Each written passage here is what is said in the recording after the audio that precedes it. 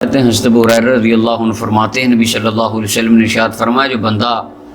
جھوٹی باتیں نہ چھوڑے، یعنی جو بندہ باطل چیزیں نہ چھوڑے،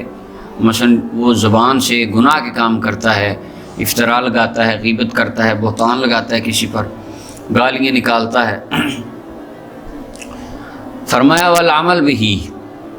اور گناہ کے کاموں پر عمل کرنا نہ چھوڑے، تو اللہ کو کوئی ضرورت نہیں ہے اس کے کھانا اور پینا چھوڑنے میں، یعنی اللہ کو اس کے بھوکا رہنے کی کوئی ضرورت نہیں ہے کہ اس نے کھانا پینا چھوڑا ہوگا، اللہ کو اس کے ایسے کھانے پینے چھوڑنے کی کوئی پرواہ نہیں۔ یعنی اس حدیث پاک سے پتہ کیا چل رہا ہے، مقصود و مطلوب روزے کا ہے شہوتوں کو توڑنا، گناہوں سے باز رہنا۔ اگر روزہ رکھ کے بھی گناہ ہی کر رہا ہے تو روزہ رکھنے کا کیا فائدہ ہوا؟ وہ تو بھوک ہی کاٹی صرف۔ اللہ اکبر۔ امام بخاری نے اس حدیث کو روایت کیا، اور اس کے معنی اسی کے ہم معنی ایک روایت امام حاکم مستدرک میں لائے ہیں۔ فرمایا لیس صیام من الاکل والشرب فقط، روزہ صرف بھوکے رہنے کا نام نہیں ہے کہ جو بندہ کھائے پیے نہ صرف اس کا روزہ ہے۔ فرمایا انما صیام من اللغو والرفث،